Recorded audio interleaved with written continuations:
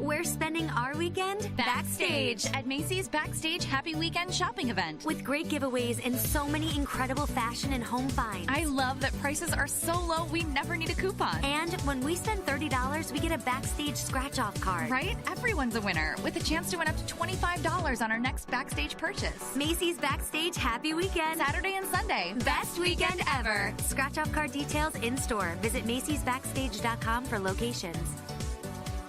Blog Talk Radio. Well, and a fine farewell. See, this happened to me yesterday, too, when I signed on. I was, making no sense. And this is after getting a decent amount of sleep and some coffee and a workout, I might add. So happy Tuesday, everybody. This is me, little old me again, for our 12 o'clock Central Standard Time show.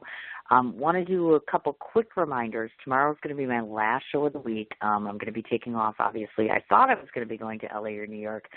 Don't quote me. Ask me in a couple hours because I'm not 100% sure. Or I could be going to Chicago. We don't know yet. I mean, do we really need to know right now? Probably not. So tomorrow, I want to say that we're going to be on the air either at 2 or 3 Central Standard Time. Don't ask me. Why? Because I'm waiting on the publicist. What a surprise, right, folks? I can tell you that we will be having, at the bare minimum, Miss Kim, along with the director of the production, which was in Milwaukee. It actually premiered a few months ago, by the name of Agape Love.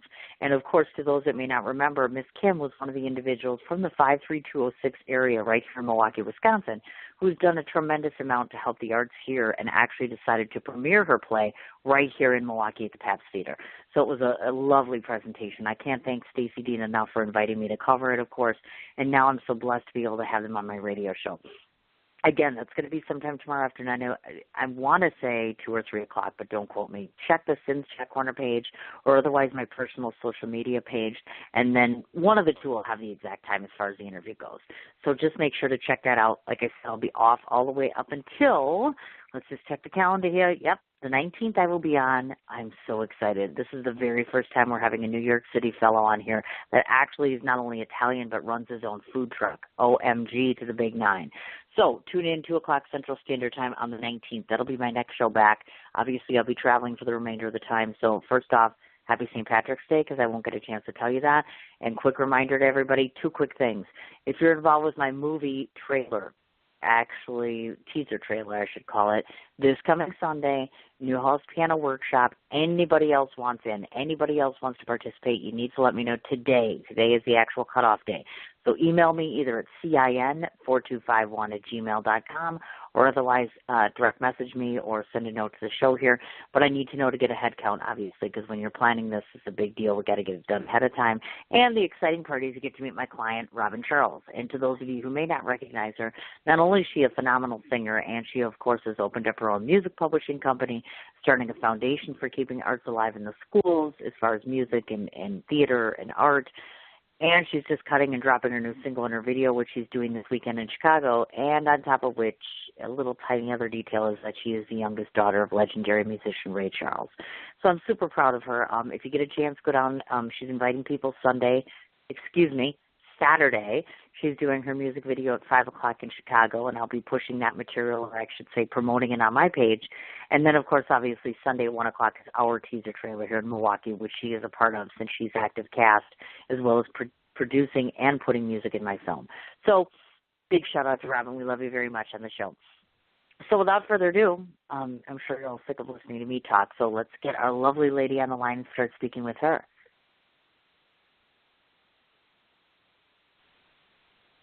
Hello? Hello, can you hear me? Yes, I can. I was just listening to you on How are you? Oh, well, you can see I babble a lot. No, I mean, usually when we start off the show, because I never get a chance to do it after I do an interview, I'm always like, oh, let's remind everybody about my festival, and let's remind them about my film, and let's remind them about the thing. So it's kind of like business. And then I'm like, after 3 minutes, they're sick of it. Right? You know what that's like. You got to squeeze it in like every 5 seconds you get a chance. Yeah, no, it sounds so interesting. I was listening to it, and I was actually listening to Yvonne the other day, and I heard you talking about your film, and it sounds really great. Is this your first film that you said you were doing? It is. Oh, it's my absolute first film. Well, you would say it's exciting because you're an actress. When you're on the other side of the fence and you're making the film, oh my God. It's a lot of work, and there's so much that goes into it. so much. Exactly. You're producing it, right? And you wrote it too Yeah. as well? Yep. Yeah. Yep. It's like your hands are everywhere. You're putting on different caps. But it's exciting, too, when you see it come all together. What's the genre? Oh, yeah. Is it romantic comedy? Well, I'm not really sure what you would call it, actually. It's called Love's Two-Way Mirror, and basically the premise is that it's all the various ways that humans show the words, I love you. Could be to a person, could be to an object, could be to a place. And, you know, as we all know, I love you isn't always effectuated. It's said one way and meant a completely different way. So, you know, the beginning is very dark. There's a lot of dark, very dismal, very honest, blunt, raw material there. And then as you get past the middle and the end, it's going to be so good. Oh, my God, I'm so excited. If I ever live to the end, which they're going to kill me at this rate, I'm going to tell you right now, they're going to kill me. So let me just start off by asking this question. Sure. We talk a lot about I'm at that point where I'm either going to say, yes, I'm doing a SAG production, or no, I'm doing all non-SAG. So as a person who's really hired actors for the first time right now, I'm really kind of half and half, you know what I mean? So I've been asking engaging opinions. So you tell me. I mean, you are a SAG actor, correct?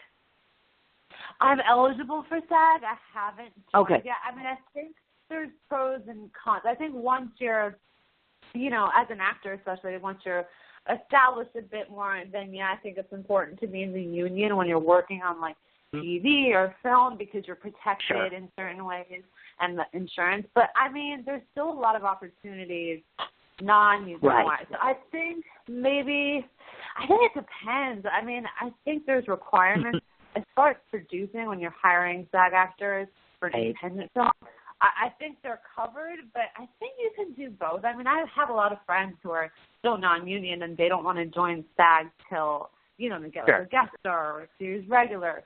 So I think it just depends. I mean, you hear horror stories from them. But you hear good stories too. I mean, oh my God. Are you and here's the problem. I run a film festival now in New York City, so I'm a film festival founder. So when you're on one side of the fence and you have a whole film festival, you have this great allegiance to, you're helping out actors, you're helping out directors, but I have a heart for a filmmaker. So on one side of the fence, that's my baby, and the filmmakers are like, you know, they're not all real conducive to SAG, I won't lie to you. In fact, they're probably more anti-SAG. So then on the other side of the fence, when you become a filmmaker, then everybody's like, oh, you should do the union, da-da-da-da. So you see, I'm literally split down the middle in between two different places, and I'm like, oh, my God, what am I going to do? So, yeah, I'm not feeling my film right now because of that stuff. Like, oh, my God, I have to do this and this. You know what I mean? It's complicated. Yeah. I think, I mean, so, personal, I would say do non-union because, I mean, I think you have a little bit more freedom. That's what I would say. I think you just have a little bit more freedom in that way. But, I mean, I think you have to go with your own instincts, too. Like, after after, like, all these people tell you their own advice, it really comes down to what your instincts are telling you. That's what I always tell people, like, go with your own instincts. Because no one can tell you what your own, you know, what feels right for you, and usually what feels right for you, the first thing you feel is like the right thing, and then we second guess ourselves. So what are you leaning more towards? What was your first instinct? Was it to go SAG or non-SAG? My first instinct originally was to do the union route, and then I started talking to a lot of filmmakers, and then I'm like, I don't like being a hypocrite, and I see some things in the industry where I'm like, if I tell you something's going to happen, you know what's going to happen. And you can trust that if I tell you that this is my opinion on something, I stand firm with that. So when you say you're going to be the advocate for the filmmaker, and then you go and you solicit union and you work with them, then the filmmakers might construe that one way. You follow me? Then on the other side of the fence as a filmmaker, I got everybody in my ear saying, if you don't use SAG, it's not going to be a great production, or it's not going to get distribution, or, you know what I'm saying? So my gut instinct tells me I should call one of my friends who's a Hollywood actor, which he is, and a bona fide one that's recognizable, and just ask him flat out, like, you've been doing this 27 years. Tell me the pros and the cons. Tell me what you think you should do. You know what I mean? Not that I don't trust other actors, but I trust him. He's very blunt. He's been around a long time. And who better to ask than somebody like that? Because I'm like, I'm just torn. And I'm like, honestly, if you ask me about my film, I'm like, I don't even want to talk about it right now. Like, I just don't even want to talk about it. Yeah, no. That's great. It's actually interesting. I remember Mila Kunis saying in an interview, she's like, I actually really like to learn from people that know more than I do about the industry, because then I always can take that advice and right, turn it into something. Because it's like looking at people as your mentors. It's not that they're better or worse. It's just they've had that experience. So why not take their advice? And it's someone you trust and it's your friend, and that's the right way to go about it. And I bet you he's going to tell you the same thing you're saying, which is to go with that. I know. Cool. I'm like, oh my gosh. But no, it's going to be an exciting project if I ever get it done. Like, and the other frustrating part is, I love my actors, I won't lie to you, but sometimes try getting like 30 people all on board at the same time. Like, okay, I need you to be here and I need you. It's scheduling. It's frustrating. So I'm like, okay, why are we talking about my film? We're supposed to be talking about you. Okay, so enough about my film. No, but I'm fascinated. You need to hire an assistant. You need someone. You can't do it all. I need like 4 assistants. I do. So if anybody's listening and you want to work for me, I'm thinking now, because I am at the breaking point, because I'm like, running a whole festival alone, that's a job right there. And then I do radio, like 12 times a month now. It used to be 15 or 16. So there's that. And then I write for a living. And then, now I'm doing this film, of course. And then, I'm like in 1,000 different things. And I'm like, yes, I do need an assistant. So many exciting things, though. Yeah, and you can always post on, like, there's entertainmentcareers.net. There's Facebook groups. Right. Don't post on Craigslist. I find Craigslist kind of sketchy. Because you hit or miss. I love Craigslist. You like it? I do, because you know what? Some of the coolest people I've met were just by chance, where I was like, you know what? I'm going to throw this out here. And they turned out to be really cool. Or they could kill me. That's the way I look at it. I'm like, I'll either die or I'll get a new friend. You know what I'm saying? No, like seriously, it's either one or the other. I don't think it's that. I'm so skeptical. So because I've heard so many horror stories. But no, I don't think it's always that. I personally find Facebook groups, because there's so many producers groups or actors groups. I find such a good network on there, because most of the time it's people or through it's such a small community. It doesn't seem like it is, but it is. The film world is small. Somebody knows someone no matter who I know. It is. It's what is it? I agree. 6 degrees of separation? Something like 6 that. 6 degrees of separation. Yep, that's exactly what it is. So, yeah, you're absolutely right. So I'll keep you posted on the whole movie thing. But then, if you listen to Yvonne, then you already know that you'll be at my film festival, because you're going to come and bring your empowerment tour. And I'm so psyched about this. Oh, my God. But we're not going to talk about the tour first. Let's talk about everything else first, because I want to start off. Sure. First of all, I understand that you're bicoastal, so explain this to me, because I was just saying this the other day. I'm like, I love New York, and I'm going to live there in 6 years. But I saw you post the other day, and you're like, oh, my God, I'm at my second home, L.A. And all I was thinking of is, I have to go to L.A., and I'm dreading it. I'm like, there's something about people in L.A. that scare me. I don't know what it is. Maybe you can shed some light on this, but I'm afraid to go there. I'm like, it's just isn't it a whole other place? Do you know what I mean, in a lot of ways? Yeah, so this is what I've heard from people. They're, a lot of people are like, you got to be careful out there. People are fake, or they have ulterior motives. But I personally have friends out there who aren't from there, and I know from the East Coast, and some of them aren't even in the business. Some of them are, but I find that your vibration and who you are will attract people accordingly. So no matter where you are, but I mean, this is a cutthroat industry. Let's be honest. Of course, people do have ulterior motives, but I just find that that's not necessarily just in LA. I love the weather. There's so many good things about LA. You wake up to palm trees. There's nice weather all the time. You can walk on the sidewalk, and no one's trying to get in your way. Nobody walks there. So unlike New York, just saying. What? Unlike New York, of course, because I said unlike New York, because Yvonne and I were talking about that. The fact that you could get run over by a taxi cab driver, literally walking down the street. But in LA, you could get a ticket for jaywalking. Literally, they will give you a ticket. My God. Walk the street. Are you serious? Nobody's there. Yes, they're taking very seriously. I think they give you I think it's $150 ticket. I haven't gotten one, luckily, but I know people are you have to be super careful, because it's not like New York. And it takes forever, too. It's you have to wait at least 5 minutes before the hand signal comes on. So you're just waiting there, and no one's in a rush. Everyone's taking their time. It's just two different worlds. People are just slower. you know, it's not a bad thing. It's actually they're just enjoying their life and they just take their time. But I wouldn't dread going there. You just have to be aware like you are anywhere else and see how you feel when you meet someone, what vibe do you get off of them. I mean, that's how what I go by when I interact with people. It's like what kind of energy are they giving off, and whether that's in New York or an else. So, but people in New York, I've got to say, at least here, we're very upfront. We say it like it is. Whether you're going to like it or not, you ask us something, you're going to get a very direct answer. That's for sure. Maybe that's it right there. Have you been to New York yet, or you're coming? Oh, my God, yes. I come in and see, that's what I was saying. That's why I based my film festival in New York City, because in the last few years, literally, I went from having creative friends like that were authors and artists, and then I just lumped on about 57,000 more ever since I started interviewing directors and actors. Now half of my friend family are all actors and directors. So that's why I'm moving to New York, because really my other family is there now. So it's nice to be able to go back and forth. I'm in Wisconsin now, and whenever my kids happen to be gone, I go to work there in New York City because, like I said, I have the festival, and I'm a journalist and all this stuff. So it's just a whole other world. So, of course, I would die in New York in a heartbeat. I mean, I love it there. But L.A., yeah, I don't even know how to get around there, okay? I don't even know. You haven't been to L.A. then? Yes, I've been to both. You've been to okay. So I was understanding because I didn't know if they were like, oh, I'm afraid to go to L.A. No, like I'm literally afraid to go again because they're so mean to me. I'm like, seriously, the last time I was there, I was like, I got lost. There's palm trees everywhere, which I don't really understand. I don't understand why there has to be palm trees everywhere.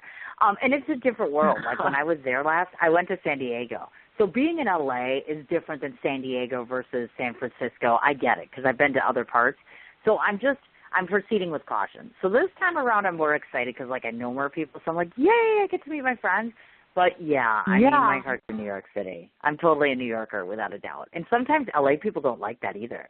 They're like, what do you mean you're a New Yorker? I'm like, because I am. I mean, my heart is always going to be New York City. I mean, I can be responsive to L.A. I'm going to work on that. I'm going to work on being a little nicer about the whole L.A. thing. But maybe you're right. Maybe it is a lot nicer. I don't know. We'll find out this summer when I'm there more. There's Ubers, too. Like, that's the nice thing in L.A. I mean, there's Ubers here in New York, too. But, like, thank God. Like in L.A., it's so nice. You just call an Uber. I mean, we didn't have a car when we went there, so we just have Ubers everywhere. I get it. It's expensive for an Uber, actually, in L.A. versus New York City. But, why aren't you living in New York, then? I mean, I know that you live in Wisconsin because I was looking at your page. Well, I have these things, or I should say these absolutely beautiful creatures they call children that are 11 and 13. Aww. So when my boys are grown in 6 years, then I can look at them and say, I love you to death, and you're an adult now, so let's go to New York City. And then they can decide to live in New York with mom, or they can decide to stay here, and they'll have to keep going back and forth between here and Wisconsin, which is fine because you know what? It's like an hour and 35 minutes on a plane. Ask me how long it takes from Chicago to L.A. It's not an hour and 30 minutes. Just saying. It's like 3 hours plus. Right. It's definitely the longest flight. But I'll get used to it. I'll acclimate it. So, that's why I'm not living there because obviously I kind of want to raise my kids yet. And then I'm fine with that. You know what I mean? I'm going back and forth enough now, so I'm building the foundation. So, like in 6 years, hopefully I'll have found a husband. I'll have found a bigger career. Like I needed to get any bigger. Said nobody ever. Okay, so that's my whole spiel on New York City and LA. And the other thing that I want to talk about, which is so extraordinary, I love the diversity involved with your project, meaning that you have Yvonne, which is African American, you're East Indian. So I want to ask I actually have a couple questions about this. Sure. When I told somebody that I was having an interview with an individual who's East Indian, they were like, what does that mean? And I don't think they were being stupid. They legitimately don't understand your cultural diversity versus mine, per se. You know what I mean? So talk to me a little bit about what it means to be in the Eastern Indian culture, and tell me how often are you able to practice some of your cultures that you're used to in New York City? I gather so, but give us a little background about your ethnicity. Sure. Okay, so my parents are from New Delhi, India. I was born here, but that's where my cultural roots come from. And I think it just depends what part of India you're from, because India's so big. You could be from the south. That's why there's Southern Indian. I mean, I don't get the labels. I mean, I just I just consider myself, I never say, like, I'm East Indian. I'm just like, I'm Indian. And then people are like, wait, Gotcha. what do you mean, Native American? And I'm like, no, just Indian. So I just think, I think it's just different places in India. That's how they categorize people in terms of East Indian or South Indian. I love my culture. I mean, I'm not religious per se. I'm more spiritual, but, you know, Sure. the Hinduism is very close to Buddhism. Like, they share a lot of similar beliefs, Right. which I think is amazing. And the last time I went to India was, I'd say about like a year and a half ago. My cousin got married, so you know, we had like an Indian wedding and the ceremony. And nice. It lasted till. Yeah, it was amazing. It went till like 4:00 in the morning. You know, people, if you want to party, Oh my God, come to India for a wedding. God. For Really? Sure. I mean, we know Because how I to can't party. Yes. I can't even imagine that. Like, I mean, when I'm in New York City, I'm up that late, but that's because, of course, you have to walk to find a subway, and you're exhausted, and there's no other way to get home, and then you've been out drinking or doing whatever till that long. But I'm like, oh my God! So what is that like to? Because I've been to an Italian wedding. I would surmise, is it relatively similar to an Italian wedding, being an Indian wedding? Because what are you doing till 4:00 in the morning? Well, Italians always have a tendency to be, well, everybody's hugging and kissing each other all the time, and there's lots of dancing. There's symbolic dancing, of course, and depending on how high up in the Italian hierarchy you go, there's always special gifts that are given out, etc., and certain traditions, of course, and then there's always the wine drinking and the pasta eating, and it's like you're eating and drinking literally from the start to the finish, from morning until, like, wee hours of the morning. So that's why I'm curious to ask, like, what happens when you're Indian and get married? Do tell. Well, usually, so the same thing. There's a lot of eating and drinking. Well, drinking, I mean, in our culture, I guess it's more modern now, but it didn't used to be like that. Right. People didn't really drink. But I think that, you know, the girl gets married to the man, and then they go sometimes live with a man's family, and women don't always leave their house till they're getting married. Now times are changing, of course. And, you know, people are living on their own. But there's still that cultural thing where you stay at home with your parents, you take care of your parents. And then the girl, sometimes they have arranged marriages still. Now they're becoming more open to what they call love marriages, where you choose your partner. But my parents had an arranged marriage. And they, my dad went to Oxford first, and then he got married. They came here to the States. And my mom, her best friend, married my dad's brother. So it was an interesting way that it happened, but they didn't really know each other, you know. It's like, hey, you meet them for like, I don't know, a day, a few minutes, and then your parents are like, oh yeah, you're going to marry this person. Just so you know. Oh my God, that's wild. It's so wild. That. Like, I always told my parents, I'm like, do not expect me to get an arranged marriage ever. It's not going to happen. Right. But they're pretty cool. Well, good for you. That's got to be awkward and different and out of the ordinary for obvious reasons. That goes without saying, of course. And I also noticed something neat about you, because I don't often get an opportunity to interview people where they had started off meaning with plays and theater versus going the traditional route, which is going into obvious films or small films first, etc. And I love the play lifestyle, as a matter of fact. And so what I want to ask you about is, when you're early on starting off and doing plays, etc., do you find that that's a bit more simplistic in terms of process and actual performance versus actual film? Theater is so different. I feel like you don't have, you really have to have everything down and memorized. You have to be on point. Whereas with a film, if you mess up, you can just do another take. So if you forget your lines when you're doing a play, or you freeze up, you have to find some way to just make it work. I think that theater is actually a bit harder. I haven't done too much theater myself. Yeah, I mean, I go more around TV and film. That's my goal. But I have a lot of respect for people that have done theater, because I know that some of the best actors come from theater. I just find it actually a bit more challenging. You look at all these big actors who are doing Broadway shows, and I'm sure they started with theater, but they probably had all the preparation from doing TV and film, whereas, transferring to that, I find it more challenging, but I still think it's fascinating. I just think they're so different. And I would have to agree to a certain sense. Like when I talked to somebody the other day, well, and I'm always envisioning when you talk about theater, I'm like, oh, Broadway. And I'm like, no, I tend to forget that some of us are lucky in that we still get to work with, like, theater houses and small productions and things like that. Was there something that you took from the actual stage experience, meaning with doing theater, that you transferred over to film when you do film? Did you have any skills, like a skill set in particular or something that you could take that carried with you to that? Oh, yeah, I love the axial theater, the training that we did. I think it was a lot of the Meisner techniques, so that's when I was actually pretty much starting on my acting classes.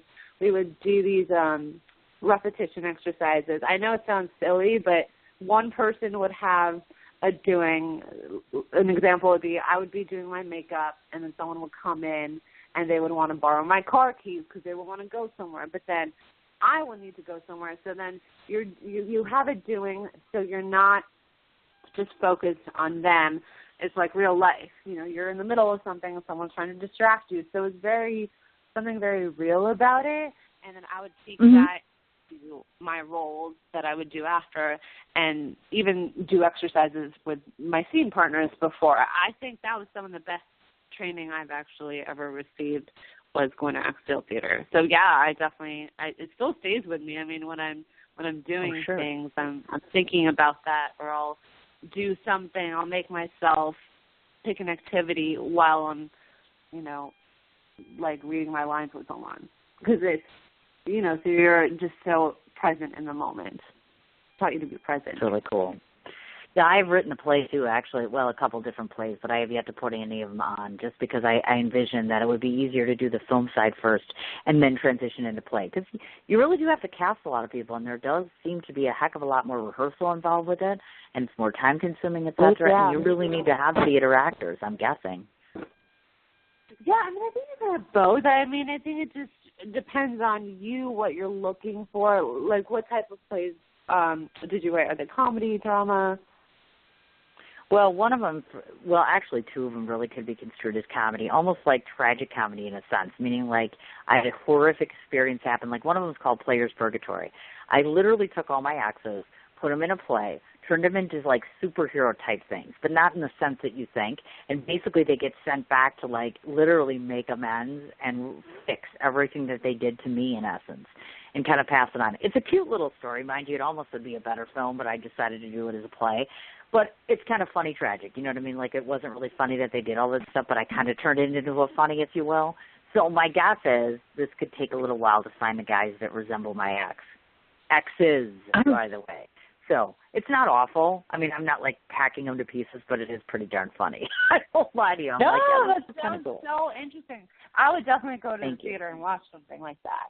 Would you really? Seriously? Yeah. That's so unique and different. I haven't heard of a concept or theater. What you're describing, I haven't heard of that. So that would be fun to go watch. So let me know when it's on. I'll definitely go. Oh, my God. I totally will keep you in the loop on all this. So I'm like, okay. Now, I know I want to ask you this, too, because you went to SUNY and you actually majored in film studies. So we talk a lot about this on my show, and I always get differing opinions. So I want you to share with everyone your thoughts on this, because there's some that come from the school of thought. Like, for instance, because you graduated from film studies, did you feel that in some ways that gave you somewhat of an advantage, if you will, in terms of stepping into the film game? Or is it even necessary? I'm meaning, can actors still go other routes and not necessarily have to major in that to become more proficient at their craft? Because I'm a believer in education, but I also believe that life's an educator. Oh, absolutely. I mean, I think it's so subjective because, people even ask, oh, well, why didn't you study acting at the conservatory? And I personally found, I wanted to broaden my experience in the industry, and I thought film was a great medium, and you could still take classes outside. So I think it just really depends on the person. I mean, I've heard people say they study psychology, which actually also is a huge factor in acting when you're reading people. So whatever works for you, I think that's probably the most important thing, because there's always going to be acting classes and training that you can go to. I don't think it's like, oh, you graduate and then you just stop going to classes. You could do the conservatory program. Yeah, a lot of people do that, and that's amazing. Or you can do another program which you want to study and then still be taking classes or getting coaching outside.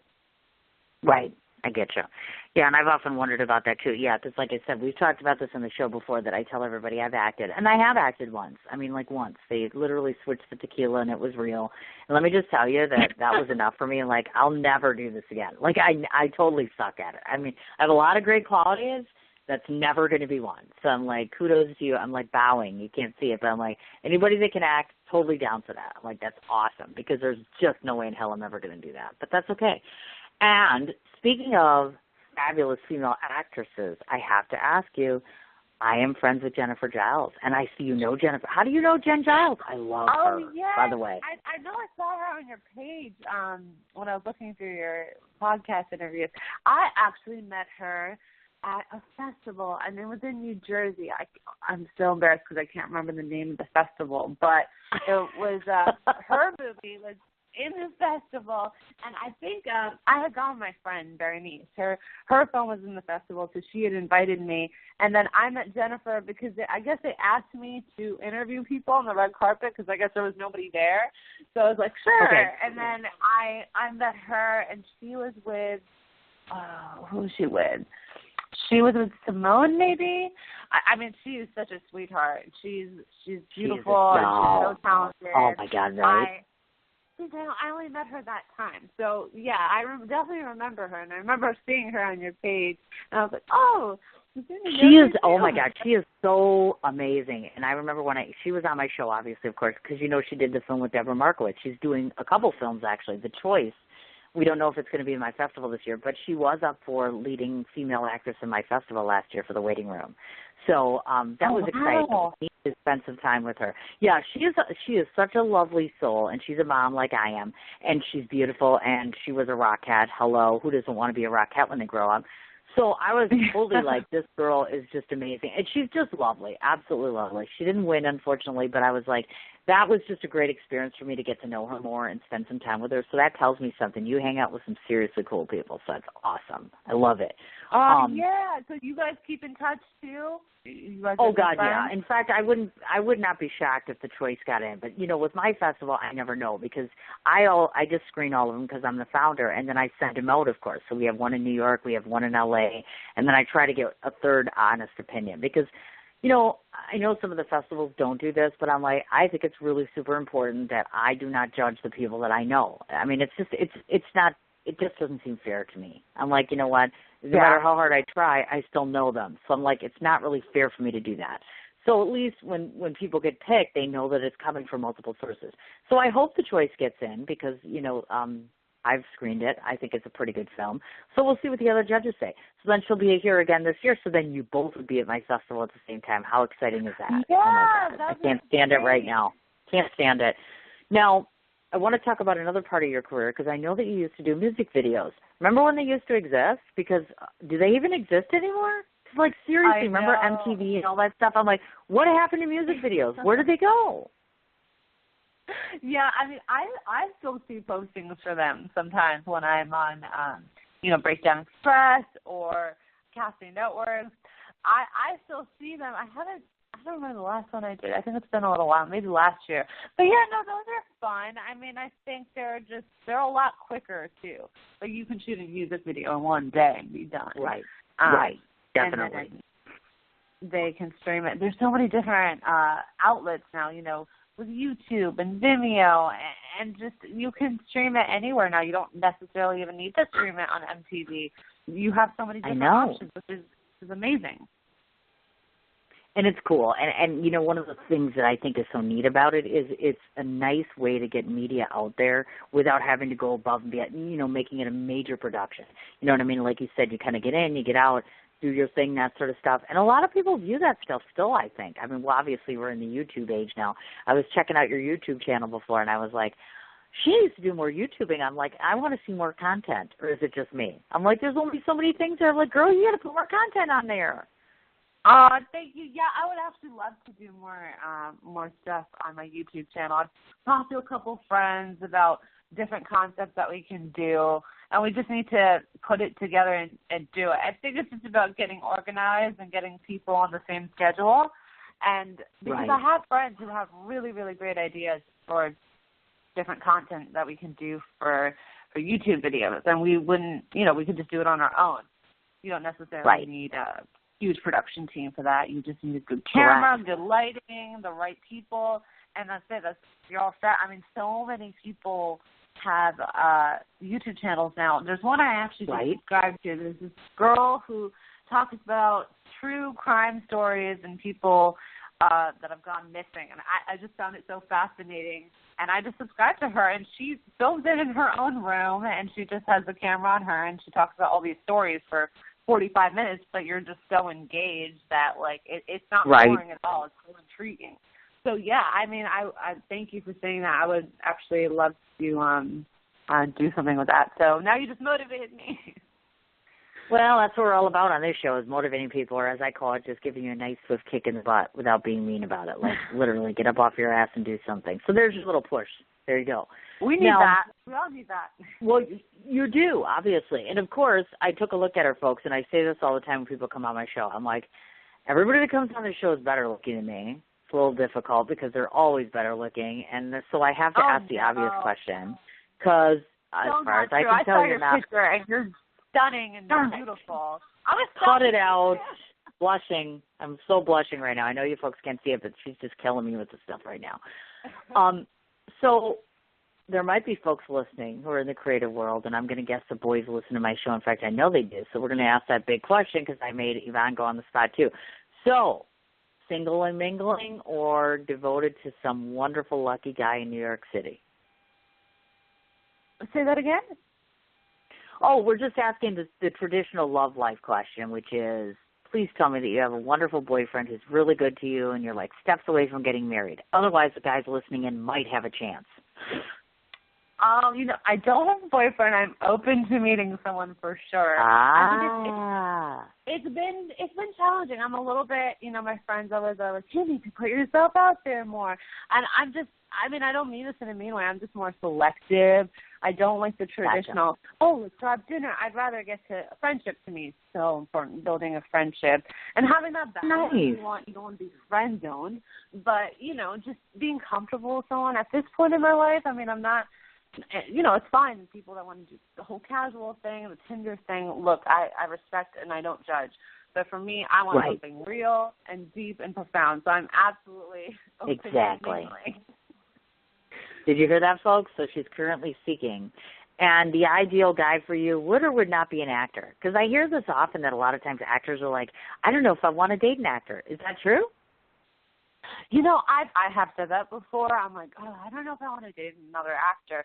But the truth is, you don't know who is a match for you. So I'm trying to go from a place of not resisting, and I'm just like, universe, send me the person who's on my vibration, who's going to treat me well, and just an amazing person who's going to bring out the best version of me. And whether that's an actor or not, whoever it is, I'm totally, totally open to whoever. But, yeah, I mean, the only thing, it is hard because, there's so many beautiful women in this industry, and you're like, okay, my man's, like, going to be doing this make-out scene with this gorgeous girl. So, I mean, I would definitely drive me crazy. My God, you're too funny.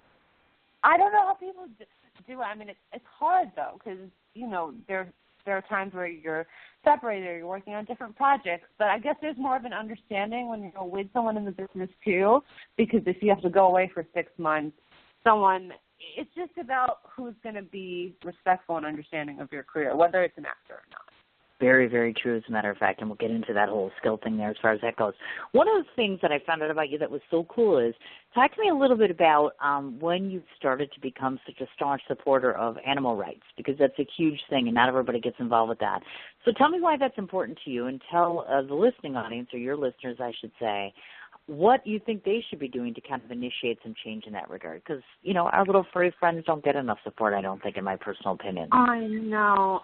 Oh, my gosh. I mean, I've been an animal lover since I was younger. That's also why I became a vegetarian, is because I just can't think of animals being harmed. And I used to go and volunteer at this place in the city. It was in Union Square, I think it was right outside of Petco, and I would just take the dogs for a walk. And I just think it's important to show them love. And there's so many. I get all these emails, these petitions that I always sign about these horror stories, which I don't.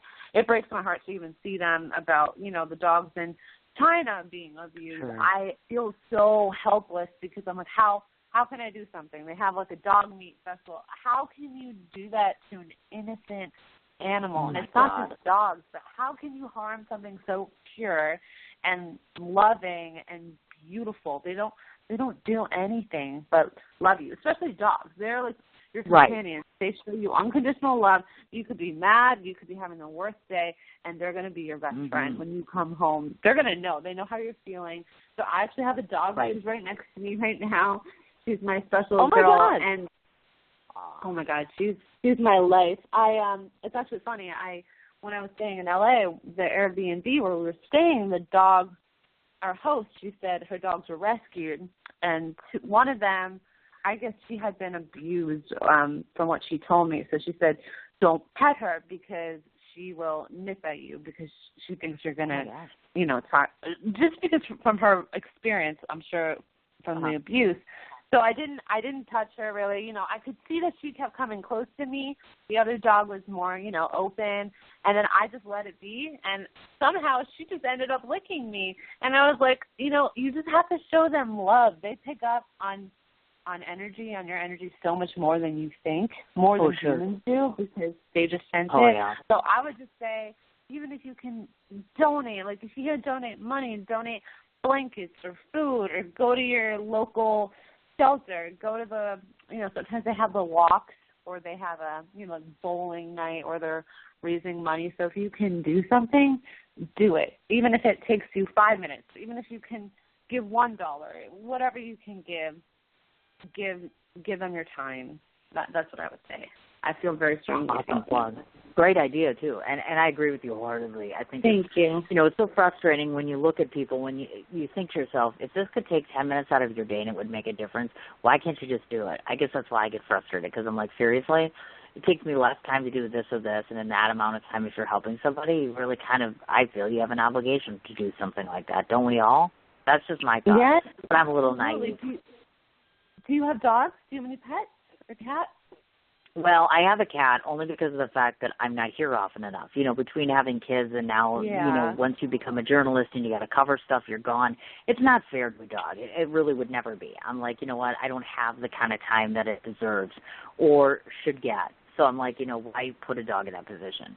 So the cat's great, and I won't lie to you. She's probably come from, I can't verify it for sure, but I want to say she's still, after like 3.5 years, really skittish. So I think something happened at some point to her. And so we don't really know for sure. But like now she warms up to everybody. Like she sleeps next to me all the time. She'll lay by my kids all the time, my roommate. Oh, so she's very, very conducive. Her name is Jem. Actually, we named her after that because my kids are so funny. I wouldn't allow them to watch Sons of Anarchy, but I watch Sons of Anarchy, and so I would tell them about the show, and then they knew Gemma existed, so they were like, let's just name her Jem. So ever since then, it took her like 1.5 years, but now she knows her name.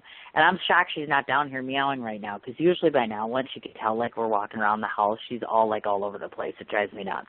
In a good way. Like, sometimes she's all right until she starts the meowing for like 10 minutes, and you're like, what the hell do you want? Do you know what I'm saying?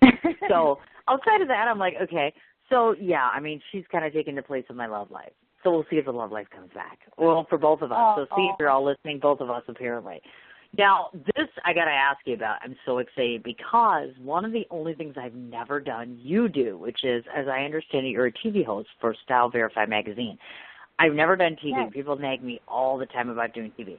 So talk to me about the experience of being a TV host for them, how long you've been doing it, and what do you cover for Style Verified? Okay, so I've been doing it for, I think, 2 years. I met Nikki, the founder, through another opportunity for an event, and she's amazing. Okay. And she asked me to come on board. First I just started writing, and then it evolved, and she started a channel, and she's like, I want you to be a host. And then we started covering all these different red carpet events and getting celebrities to do one-on-one interviews, which is really nice. And the thing about our magazine is Well, it's nice, you know, we still ask about beauty and fashion, but we really like to have deeper conversations with people. And you don't always get to see that side of, especially your favorite, let's say your favorite actor or favorite celebrity, you might not get to see that side of them because that's not what they talk about. So we try to have conversations as if you would be talking to one of your close friends. So that's what we're going for. That's what I love because it's very relatable and you don't, you know, because when you look at a magazine, sometimes you're like, oh, this person is perfect. They have no blemish on their face. And, you know, it's airbrushed. And, of course, everybody's on a pedestal in Hollywood. But this way you really get to see a side of people where you're like, oh, they're not that much different than me. Okay, yeah, maybe they have more money financially, but as a human being, we're a lot more alike than we are different. So that's what I love about having these conversations with all these different celebrities. Oh, cool. Very, very cool.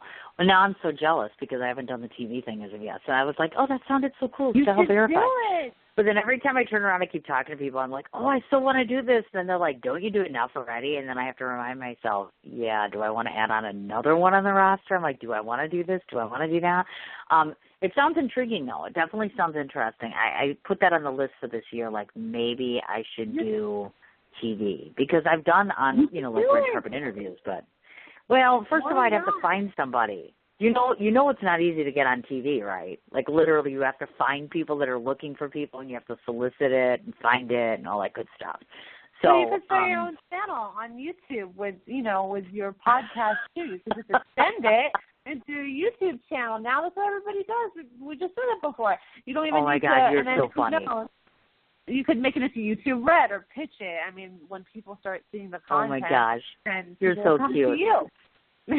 You forget, dear, that right now I'm doing this in like basically my scrubs and a tank top. See, when you start doing TV, I can't look like this. See, when I'm on the red carpet, I don't look like this. See the difference? So when I do this, I can look any way I want, which is like totally cool. But no, it's on the list of things to do as far as that goes. And that sort of good stuff. So definitely you guys have to check out Style Verify, and I'll give you the information on how to find that later in the interview, of course. Now, I want to talk about, obviously, Inflatable K, because we got Yvonne's viewpoint, of course, on the project itself. But talk to me a bit about what was most special to you about creating this project, I mean, the movie itself, and, of course, what made you want to become part of it in the first place? Why did you sign on? Why was this so special to you to participate in? So Yvonne is actually a really good friend of mine, and she had been discussing the story with me, and she had told me about it, before, what she was trying to do, and how she wanted to make the film, which would reach out to women who feel isolated and how they don't know how to express their isolation or their loneliness. And I just thought it was super fascinating. And because, of course, she was my friend, I was even more on board for that. And, she wrote it, and Emmeline was an amazing producer. We just had such a great crew, too, and they were like, oh, let's do this in California. And I was like, oh, yeah, I'm definitely coming along for this. And being another producer and part of it, it was definitely a learning experience for me, too, because what you're going through right now, I was going through then with So, but I just felt strongly about the message of it. That's really why I wanted to join. And also, as an actor and to play this type of role, which I haven't really had the chance to do. So it was a unique concept, the story itself. And I just thought, why not? And how everything evolved, we never expected it to evolve in that way. I think we hoped for it to reach audiences in a specific way.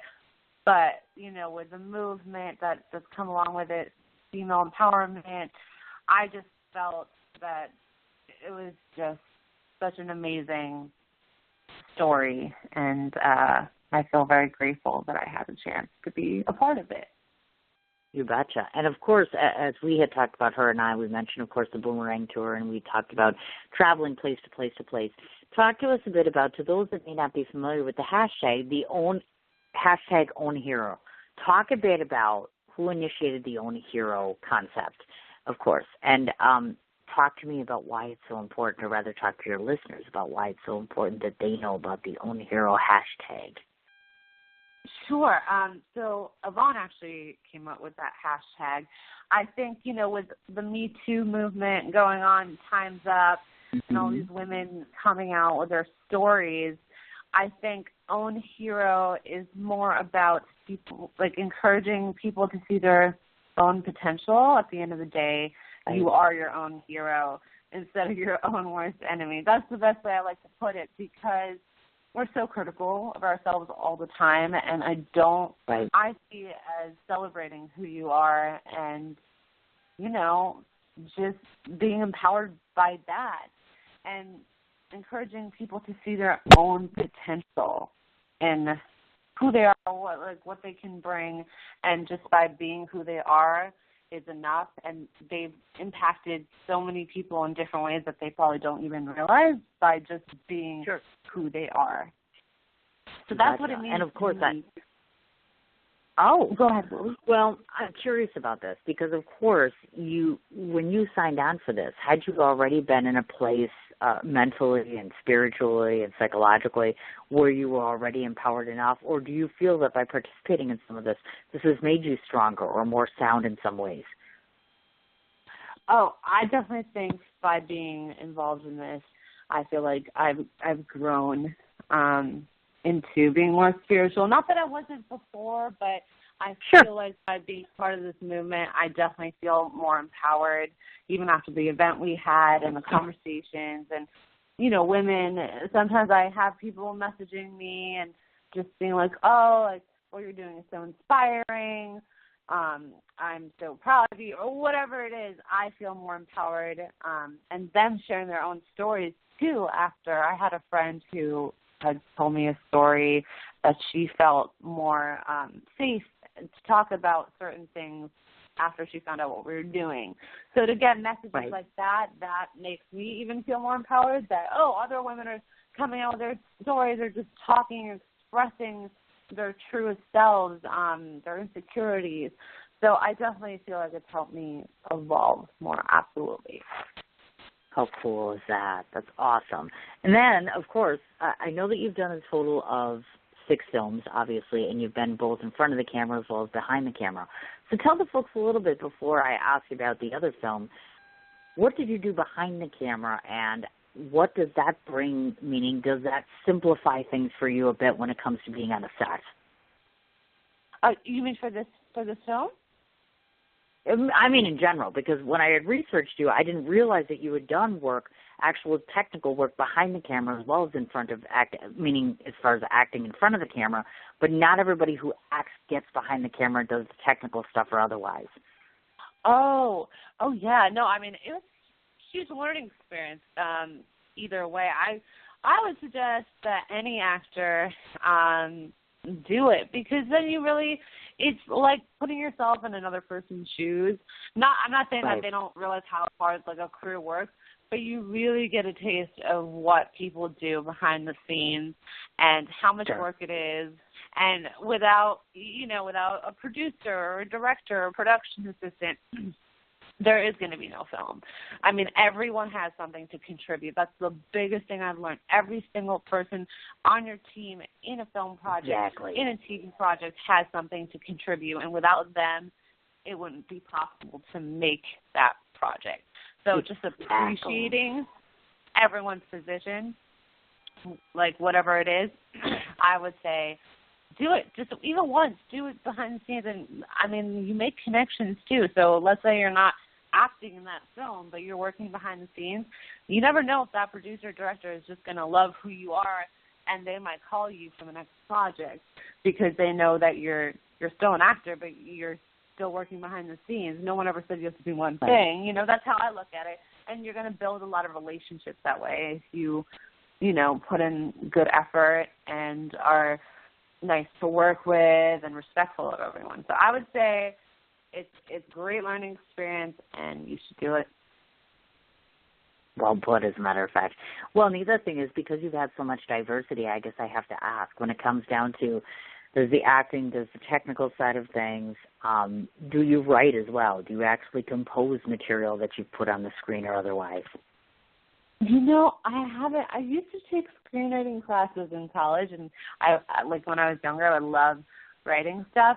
But I guess that's something I would like to focus on down the line. Absolutely.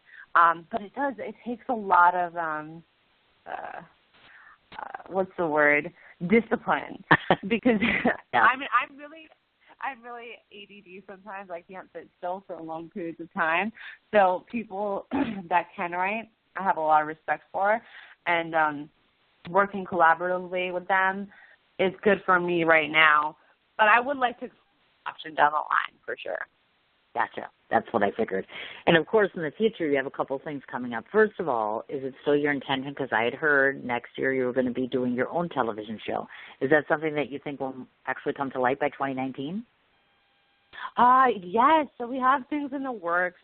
I'm super excited about it. They were like, you can't talk too much about it because we're signing a non-disclosure agreement. Oh, no. But yeah, but I'm super excited. I can say it's evolving into something much more than I thought it would. It's the vision that I had for it, but there's changes going on with as that happens with any script. So I'm beyond excited, and fingers crossed that it will be on your screens by 2019.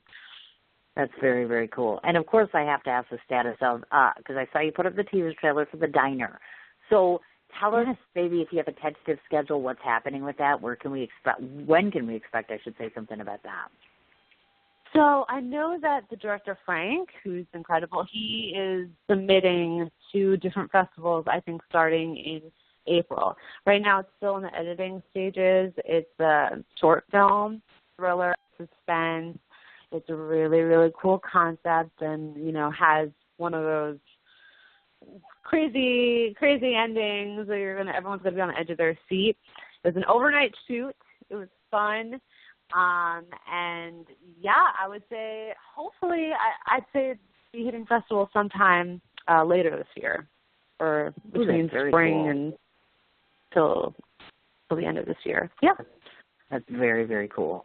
So I guess my only other question to you lies in, if you have somebody that's listening in today, and let's say that they are female, let's say that they are not exactly the typical, what's the right way of putting this? Let's just say that they're out of the norm as far as being ethnic, being a female, being underconfident, being afraid to try to go after something or someone that they want or otherwise. What would you advise them to do, having been in the industry now? Because I try not to sugarcoat things. I mean, you're very blessed to be where you are, just as I am, but that didn't happen overnight.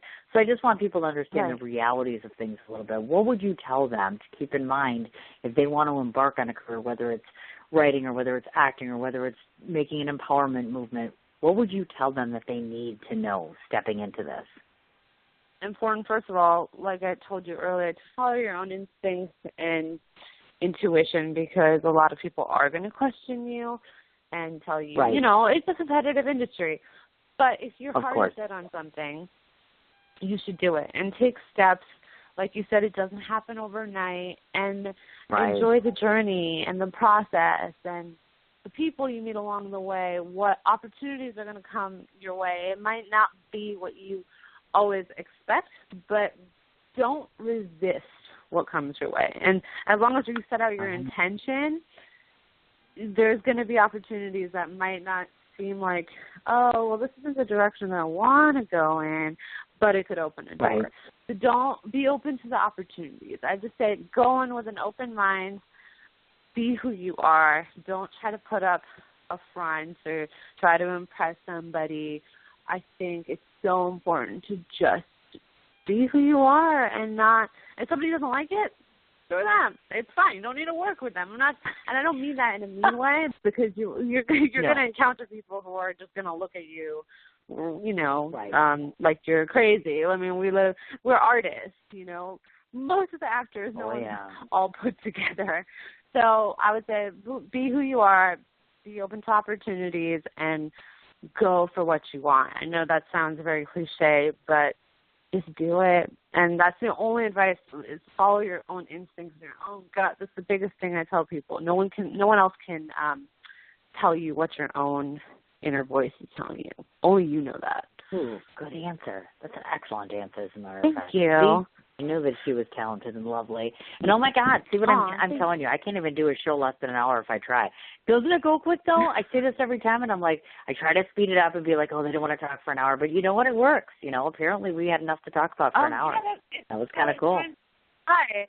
It was so much fun talking to you. Thank you so much for having me on well, your we're not show. quite finished. I have to do the business end of things, which is, first of all, as you know, if you give it about 2 hours or so, as a matter of fact, I think that's what the going rate is, then I send you over the link, of course, which you could put on your YouTube channel, hint, hint, both the Blog Talk Radio link I'll send you, and then I upload it to my YouTube channel.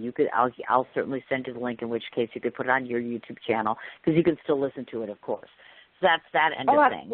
I was going to say the surprise factor for you, which you already know, which is, of course, that I've asked you to come and participate in my film festival, which I really do hope that you guys do. I would love to be able to at least have the empowerment tour there. If we could show the film, I'd really be happy, because I don't know if I asked Yvonne that or not. Is it possible to screen Inflatable K there? Because I wasn't sure if I could do that or not. Of course, though. I mean, we'd be honored. Thank you. I would be very honored if you'd bring the film to my festival, and we'll work out the logistics in terms of what day, et cetera, because it's going on in mid-August, so that'll work out well. Now, before I read off all the business stuff to you, if you listen to Yvonne's show, you already know that at the end of the show, I tell everybody what I think of them. But for you, you have to come to my festival to hear in person what I think of you, and there's a special reason for it. And I'm not telling anyone. Not telling anybody. So there you go. That doesn't happen often. Now, before I read off all the ways to find you, of course, I don't want to forget to mention Nubia Wilson, because without her, you would not be here. Oh, my God, Nubia is so lovely. I have yet to meet her, as a matter of fact. I've had a bunch of her clients on the show. I have not met her yet. I'm a little afraid to meet her. She's kind of like a powerhouse. I mean, literally, she's kind of a little intimidating. I know she's going to laugh when she hears that. But it's true. I'm afraid. I'd be afraid. Really? So I haven't met her yet. Yes, so she is. smart. And she's pretty. Really? And her, oh my God, and she has such a cute little family too. I'm like, have you seen the picture? Oh my God, she's so cute. Cute. Yeah. So Nubia, thank you. 100 times over, thank you. Okay, so I'm going to read everything off, but first of all, tell me how to pronounce your name, because I'm big about not getting that wrong. Sure. Oh, it's Shruti. Shruti. Sadana? Yeah. Sadana? Shruti Sadana. Okay, got it. All right, here we go, folks. So, on Facebook, she has both a personal page as well as her professional page, and the spelling of her name, just so you know, is S-H-R-U-T-I. Last name is S-A-D-A-N-A. She has an IMDb profile. She's on LinkedIn. She's on Vimeo, Google+, Medium.com, YouTube, and then the two websites, of course, ShrutiSadana.com, and of course, as we mentioned, she is part of StyleVerifiedMagazine.com, which is StyleVerifiedMag.com. Her Twitter handle is, of course, her name, @Shruti Sadana. Same thing with her Instagram with the name. And have I missed anything? I think that's everything. No, I think you got everything. Lots of social media. You bet. Now, like I said, I was going to say what I think of you, but now I don't have to, because now I'm just going to force you to have to come to my festival and see me in person, which I would absolutely love. I mean, you were just beautiful looking. I saw that, and I was like, she's got this little gleam in her eye. When she talks about acting, her heart just flourishes, because I read all these different posts and different things, and I'm like, you're going to be such a joy to meet. I'm just very honored that you took the time to stop here just by my little show and say hi. I appreciate it. Oh, thank you so much. This was such an honor, and thank you so much for your time for having me. I'm so excited to meet you. You're lovely, and you're a beautiful spirit. I can feel it on the phone. I'm so blushing right now. Oh, my gosh. All right, you go off and you have yourself a wonderful day. I'll send this stuff off to you, and then between you and I, Yvonne, we'll go ahead and we'll coordinate in terms of the festival and the film and the tour, and I'm so excited. And when I get to New York, I'll look you up. Or when I get to L.A., I'll look you up. I guess it just depends. I'll have to chase you down because you're bi-coastal. Yes. I can't wait. Thank you so much again. And, keep me posted. I'm super I will excited. do that, Shruti. Thank you so much. Have a great day, dear. You too. Bye. All right, honey. Bye. tell me that she wasn't like fabulous. She's almost one of those cutesy little girls. Oh, God, you just want to pinch her cheeks because she's like so adorable. So again, one more time. Her name is Shruti Sadana. It's spelled S-H-R-U-T-A. Excuse me, why can't I spell? Let's try that again. S-H-R-U-T-I. Sadana, S-A-D-A-N-A. She has a profile on IMDb, LinkedIn, Vimeo, Google+, YouTube, Medium.com, and, of course, her Twitter and Instagram handle, along with Facebook, are all her name, which is Shruti Sadana, along with the professional page, which I believe is the real Shruti Sadana. And then, of course, the two websites, ShrutiSadana.com and StyleVerifyMag.com. Again, Nubia Wilson, for those of you who might need anything and everything in the New York City as far as PR, social media, or otherwise, check her out, CIELO Consulting.biz. Please check her out, CIELO Consulting. I hope I said that right. I'm sorry, Nubia, if I didn't. So thanks so much to my guest today. Thanks so much to my listening audience for paying attention. Again, we will have a show tomorrow with Agape Lovecast, but don't quote me right now. I have to go chase the publicist down as we speak to get a time for you. And then I'm off for the rest of the week. You guys enjoy the rest of your afternoon, and I'll talk to you tomorrow. Take care. We're spending our weekend Backstage at Macy's Backstage Happy Weekend Shopping Event. with great giveaways and so many incredible fashion and home finds. I love that prices are so low we never need a coupon. And when we spend $30, we get a Backstage scratch-off card. Right? Everyone's a winner with a chance to win up to $25 on our next Backstage purchase. Macy's Backstage Happy Weekend. Saturday and Sunday. Best weekend ever. Scratch-off card details in-store. Visit Macy'sBackstage.com for locations. We're spending our weekend Backstage at Macy's Backstage Happy Weekend Shopping Event. with great giveaways and so many incredible fashion and home finds. I love that prices are so low we never need a coupon. And when we spend $30, we get a Backstage scratch-off card. Right? Everyone's a winner with a chance to win up to $25 on our next Backstage purchase. Macy's Backstage Happy Weekend. Saturday and Sunday. Best weekend ever. Scratch-off card details in-store. Visit Macy'sBackstage.com for locations.